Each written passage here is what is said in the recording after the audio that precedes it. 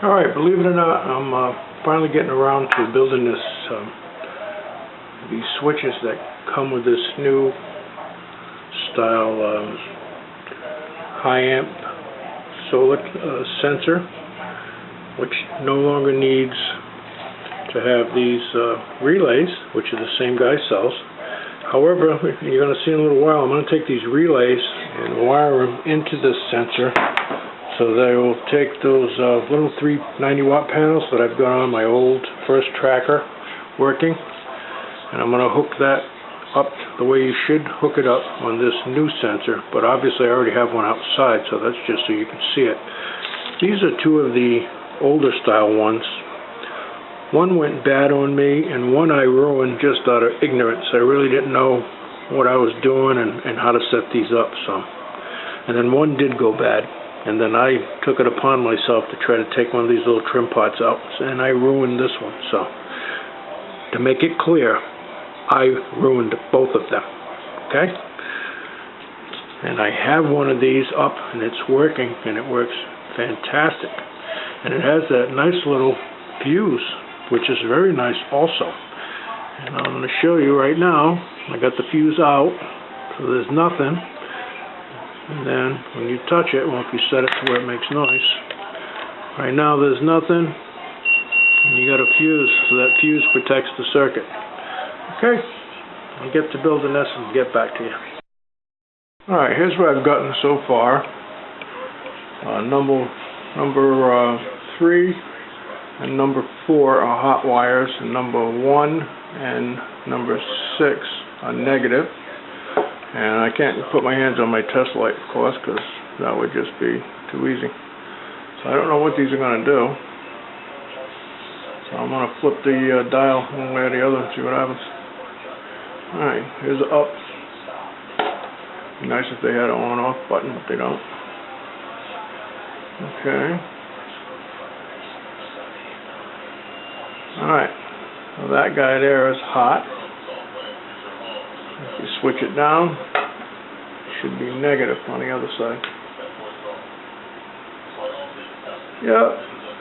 Now red is negative and black is hot. Yep, exactly. Okay, that's it so far. Hope you saw that. Quickly, I have the east-west switch. I have the auto manual switch. I have a blown out solar sensor wired to motor, as it is described.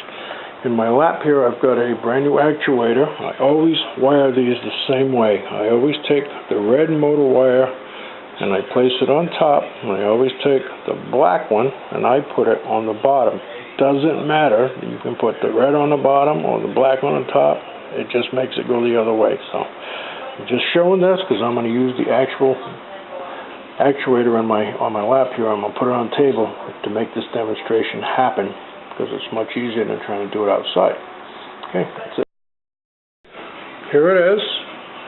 It's the east-west switch all wired up. There's the manual automatic switch with M1 and M2 wires coming out to this sensor that doesn't work, just for demonstration purposes. And then the wires for manual are coming over here, going into this actuator sitting on the table. So if you switch this down to auto, that in the middle, which is off, your circuit board will work with the sun. Now if you take this switch and switch it up to manual, you can then take this switch and turn it to the west, click it to the west, and click it to the east. The actuator will run. Watch.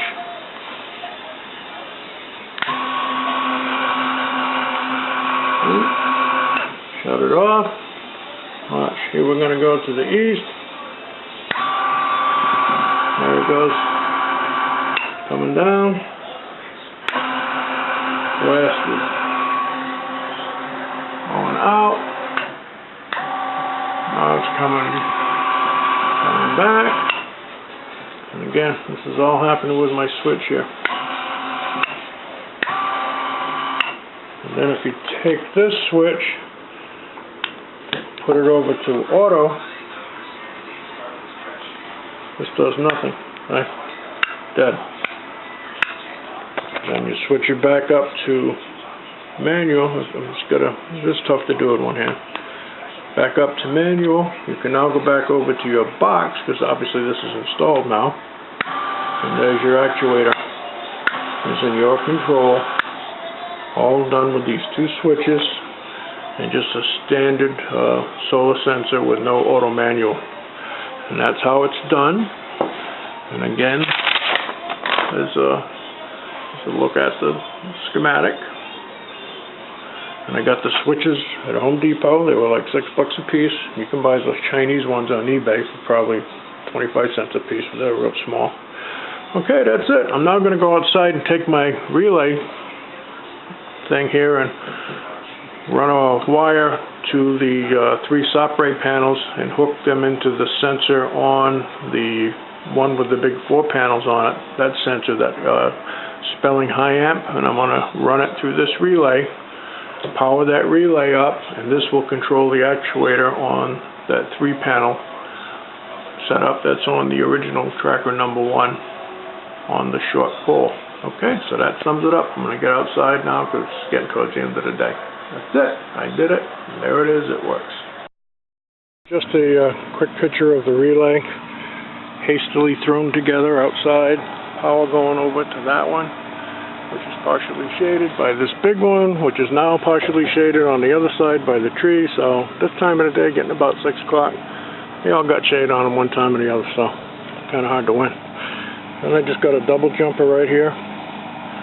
This gets a sense, a pulse to it, comes back through the wire, trips the relay here, calls for power, sends it out through the relay here over to that panel. That one has the limit switches set for that setup, and that's it. I'm just gonna, tomorrow or the next day, bury that in a tube, and that's it. We'll be done with the solar install for a while, except for running some tests and such. Okay, that's it. Alrighty, I just got back inside from putting everything together, and I wanted to show my new little tool I got.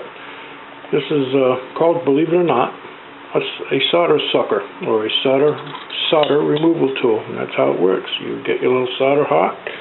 Let's say you're heating up that little guy down there, and when the solder melts, you just push that button, up it goes into the tube. And it's got some pretty good suction. So I put it down on the table, let it go. See? Suck that tablecloth up. Anyway, that's my solder sucker. That's the bonus of the day. Look it up on eBay, put in solder sucker, and you'll find these by the hundreds. Alright, tip of the day, solder sucker.